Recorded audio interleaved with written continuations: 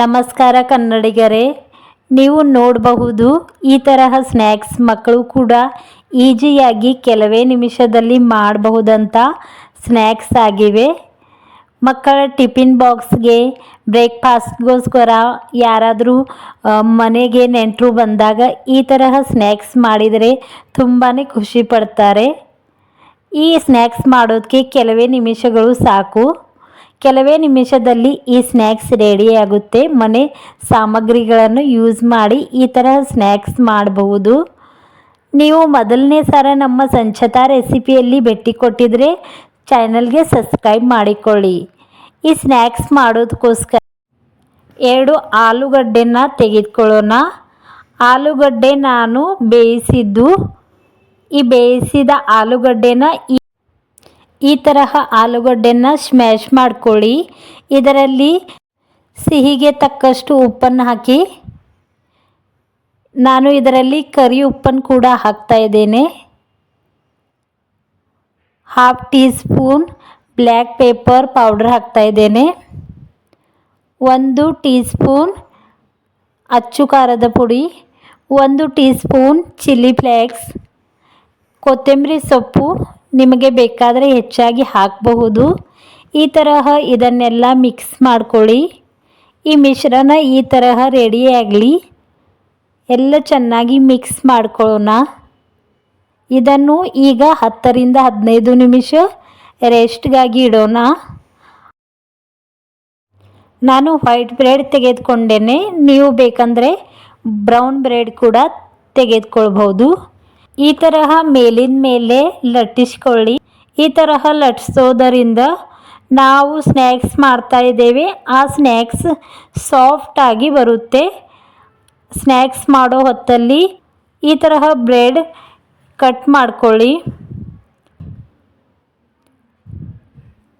ಈ ಸ್ಲೈಸನ್ನು ಈಗ ಸೈಡಲ್ಲಿ ಇಡಿ. ಒಂದು ಬೌಲಲ್ಲಿ 4 ರಿಂದ 5 ಟೀ ಸ್ಪೂನ್ ಕಾರ್ನ್ಫ್ಲವರ್ ಆ್ಯಡ್ ಮಾಡಿ. ನಿಮ್ಮ ಕಡೆ ಕಾರ್ನ್ಫ್ಲವರ್ ಇಲ್ಲ ಅಂದರೆ ಅಕ್ಕಿ ಹಿಟ್ಟನ್ನು ಕೂಡ ತೆಗೆದುಕೊಳ್ಳಬಹುದು.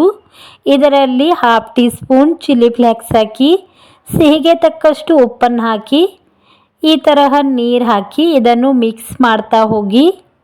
ಹೆಚ್ಚು ಗಟ್ಟಿನೂ ಬೇಡ, ಹೆಚ್ಚು ತಿಳು ಕೂಡ ಬೇಡ. ಈ ತರಹ ಇರಲಿ ಮಿಶ್ರಣ. ಇದರೆಲ್ಲ ಇನ್ನಷ್ಟು ನೀರು ಹಾಕ್ತಾ ಇದ್ದೇನೆ, ಸ್ವಲ್ಪ ತಿಳುವಾಗಲಿ. ಸೊ ಫ್ರೆಂಡ್ಸ್, ಈ ಮಿಶ್ರಣ ರೆಡಿ ಇದೆ. ನಾನು 4 ರಿಂದ 5 ಬ್ರೆಡ್ ಮಿಕ್ಸರ್ಗೆ ಹಚ್ಚಿ ಆ ಪೌಡರ್ ಇಲ್ಲಿ ರೆಡಿ ಮಾಡಿದ್ದಿದೆ. ಈಗ ನಾವು ಬಟಾಟೆ ಮಿಶ್ರಣವನ್ನು ತೆಗೆದುಕೊಳ್ಳೋಣ. ಈ ರೀತಿ ಇದಕ್ಕೆ ಶೇಪ್ ಕೊಡಿ. ಈ ರೀತಿ ತಯಾರು ಮಾಡ್ಕೊಳ್ಳಿ. ಇದನ್ನು ಈ ತರಹ ಬ್ರೆಡ್ ಸ್ಲೈಸ್ ಮೇಲೆ ಇಡಿ ಮತ್ತು ಇದನ್ನು ಈ ತರಹ ರೌಂಡ್ ಮಾಡ್ಕೊಳ್ಳಿ. ಇದು ಮಿಶ್ರಣದಲ್ಲಿ ಹಾಕಿದ ಮೇಲೆ ಇದು ಗಟ್ಟಿಯಾಗುತ್ತೆ. ಈ ಪ್ರಮಾಣದಲ್ಲಿ ನೀವು ತೆಗೆದುಕೋಬಹುದು. ಈಗ ನಾವು ಇದನ್ನು ಕಾರ್ನ್ಫ್ಲವರ್ ಮಿಶ್ರಣದಲ್ಲಿ ಮಿಕ್ಸ್ ಮಾಡೋಣ. ಈ ತರಹ ಹೆಚ್ಚು ಹೊತ್ತು ಇದರಲ್ಲಿ ಹಾಕಬೇಡಿ, ಆವಾಗಿಂದ ಆವಾಗೇ ತೆಗೆದುಕೊಳ್ಳಿ. ಇಲ್ಲಾಂದರೆ ಈ ಬ್ರೆಡ್ಡು ಸಾಫ್ಟ್ ಇರೋ ತರಹ ಮಿಕ್ಸ್ ಮಾಡಿ. ಈಗ ಇದನ್ನು ಬ್ರೆಡ್ ಪೌಡರ್ನಲ್ಲಿ ಹಾಕೋಣ ಮತ್ತು ಇದಕ್ಕೆ ಕೋಟಿಂಗ್ ಮಾಡೋಣ.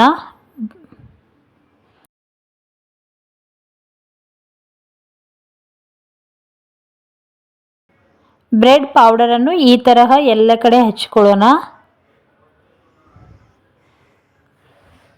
ಈ ತರಹ ಬ್ರೆಡ್ ಸ್ಲೈಸ್ ರೆಡಿ ಇವೆ.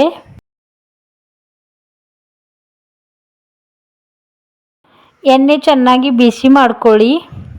ಎಣ್ಣೆ ಬಿಸಿ ಆದಮೇಲೆ ಗ್ಯಾಸ್ ಫ್ಲೇಮ್ ಈಗ ಕಡಿಮೆ ಮಾಡಿ. ಇದರಲ್ಲಿ ಈಗ ಈ ಬ್ರೆಡ್ ಸ್ಲೈಸನ್ನು ಹಾಕಿ. ನಾವು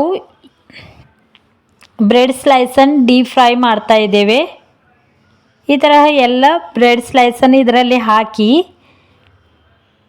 ಒಂದು 15 ಸೆಕೆಂಡದ ಮೇಲೆ ಇದನ್ನು ಒಳಿಸಿ ಹಾಕಿ.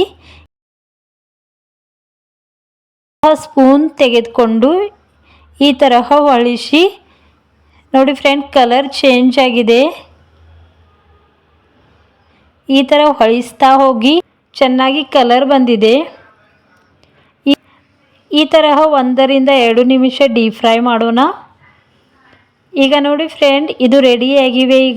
ನಾವು ಈಗ ಎಣ್ಣೆಯಿಂದ ಹೊರಗೆ ತೆಗೆಯೋಣ. ನಮ್ಮ ಸ್ಲೈಸ್ ಎಲ್ಲ ರೆಡಿಯಾಗಿವೆ.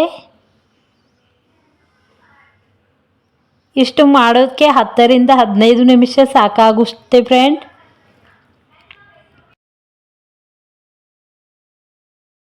ಇದನ್ನು ಚಟ್ನಿ ಜೊತೆ, ಯಾವುದೇ ಸಾಸ್ ಜೊತೆ ಕೂಡ ತಿನ್ಬೋದು.